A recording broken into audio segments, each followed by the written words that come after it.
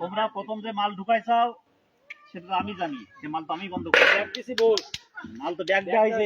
ক্ষয়ের নমুনা খুব নিম্নমানের। হ্যাঁ, এই দেখে লাইভ ধরছো? জি।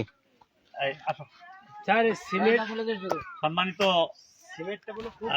তালা উপজেলাবাসী, বিশেষ করে এলজিডির ইঞ্জিনিয়ার রতীন্দ্র বাবুকে আমি দৃষ্টি আকর্ষণ করছি।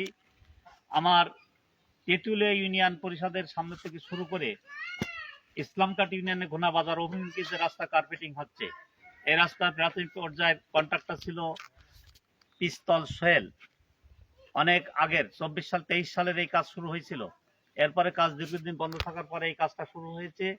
এই কাজটা কার্পেটিং দেওয়ার পূর্ব মুহূর্তে প্যালাসিরি করতেছে। এই প্যালাসিরি যে পিলার, এই পিলারে এস্টিমেট এবং শিডিউল অনুযায়ী এখানে রিং থাকবে 26টে।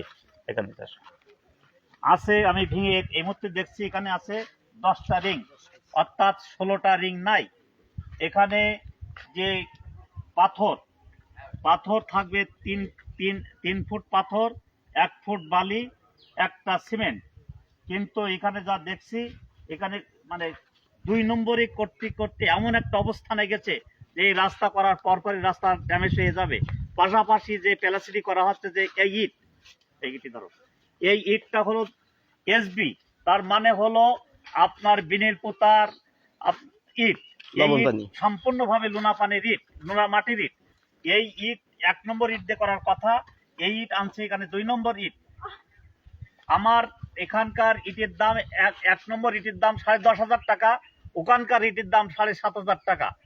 এই যে তারপরে হলো 2 নম্বর ইট দিয়ে করতেছে, এখানে প্যালাসিটি করছে। এই ইট চলার কথা না, 1 নম্বর ইট দিয়ে করার কথা। তাহলে থানা ইঞ্জিনিয়ার তিনি কি ঘুমানো ওখানে বসে? সাব স্টেশন ইঞ্জিনিয়ার তারা কি ঘুমায়? সরকার এখানে সুন্দরভাবে রাস্তা করার জন্য যে টাকা বরাদ্দ করা হয়েছে, এই টাকার সিংহভাগ এখানে দুর্নীতি হচ্ছে।